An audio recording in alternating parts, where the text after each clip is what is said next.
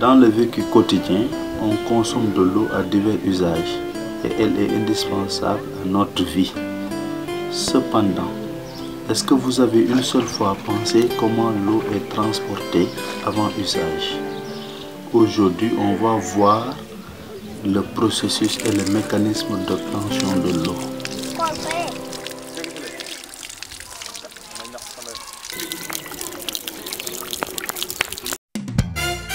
D'abord, je vous pose une question. Hier, comment utilisez-vous de l'eau?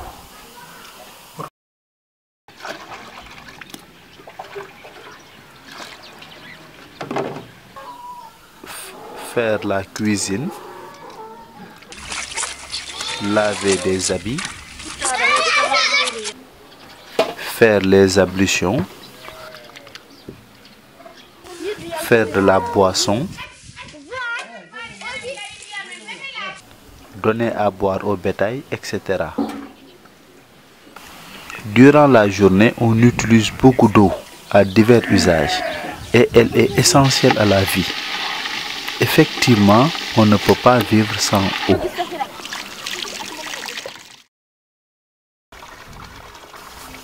Ensuite, on va voir quel type d'eau on utilise. Dans votre maison, où est-ce que vous puisez de l'eau?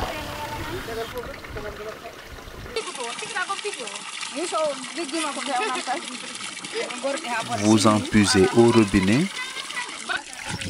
dans un réservoir ou dans un canari. Il y a aussi de l'eau dans le fleuve ou le marigot. Est-ce que vous consommez de l'eau pareille? De l'eau du fleuve et du marigot contiennent beaucoup de microbes invisibles et on risque d'attraper des maladies graves comme la dysenterie et le choléra. Donc il ne faut pas y entrer ni boire ce type d'eau. Quant à l'eau du robinet, d'où vient-elle? Elle vient de l'eau qui est conservée au fond de la terre, ce qu'on appelle l'eau souterraine. Elle est de l'eau potable et on peut en consommer sans problème. Mais comment faisons monter de l'eau souterraine jusqu'en haut? C'est le forage qui puise de l'eau, donc on va voir le mécanisme du forage. Le tuyau du forage est relié à la couche qui conserve de l'eau souterraine. Elle se trouve à peu près 200 mètres sur terre et le forage puise de l'eau avec la force de la pompe. La pompe du forage marche avec l'électricité ou bien du gasoil. L'eau souterraine se fait monter jusqu'au réservoir du château d'eau. Elle y est conservée. Ensuite, elle descend avec la force de pesanteur. Elle est transportée jusqu'à chaque point d'eau. Elle peut arriver au point d'eau même à 5 ou 10 km du château d'eau. De ce fait, on peut avoir de l'eau au robinet et aux autres points d'eau. Est-ce que vous avez bien compris le mécanisme du forage?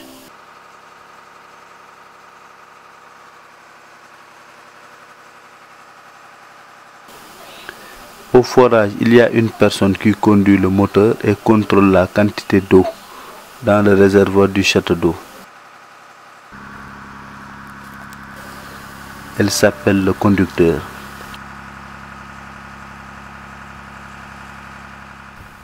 bu ma xëyee su ma xëyee ñëw 8 heures wala 6 heures wala bu ma taalu suba taal ngoon 4 heures 3 heures wala 14 heures léegi su ma ñëwee ubbi sama cabine nettoyer biir cabine bi ba pare nettoyer moteur bi xool sama ay boulon ba xam ndax seere na wala seerewut ma seere waat sama boulon seet sama filtre à air su ma seetee sama filtre à air nettoyer ko ba mu set ma sonde sama huile seet sama gasoil ndax am na wala amul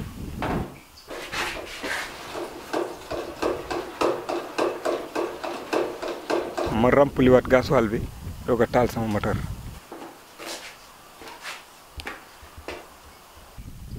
Loolu la ñuy liggéeyee. Maintenant, on va voir les points d'eau. C'est un robinet de la maison. Est-ce qu'il y a un dans votre maison? Pour les personnes qui n'ont pas de robinet à la maison, il y a un robinet public qui s'appelle une borne fontaine. On amène un seau, un bidon ou bien une chambre à air et on y met de l'eau. Mais bien sûr, on ne peut pas avoir de l'eau gratuite. Il y a une personne qui est responsable de la borne fontaine et elle récupère le tarif d'eau selon la quantité, comme le robinet de la maison.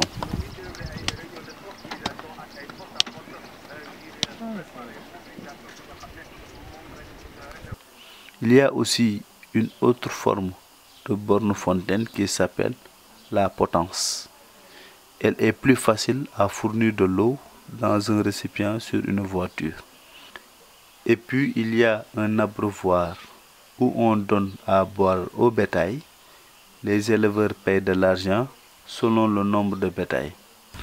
On peut accéder à de l'eau grâce à ces points d'eau qui sont bien gérés.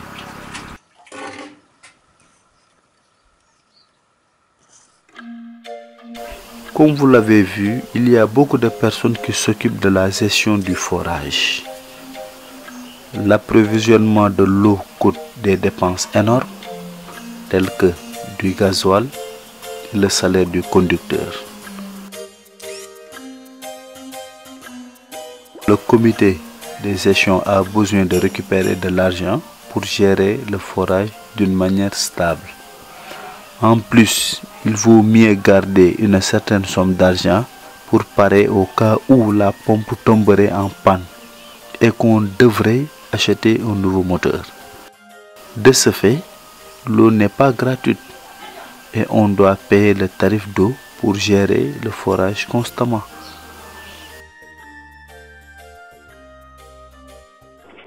Ensuite, comment est-ce que le tarif d'eau est calculé? Un compteur est installé à chaque robinet. En relevant le compteur chaque mois, on peut savoir combien de mètres cubes d'eau on a consommé ce mois-ci. Et on peut calculer le tarif selon la consommation.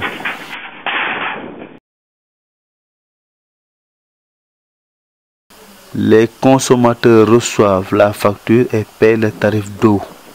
C'est aussi le comité de gestion du forage qui récupère de l'argent. On peut facilement avoir de l'eau si l'on tourne un robinet. Mais il y a beaucoup de processus et d'efforts pour nous approvisionner de l'eau potable. L'eau est essentielle à notre vie.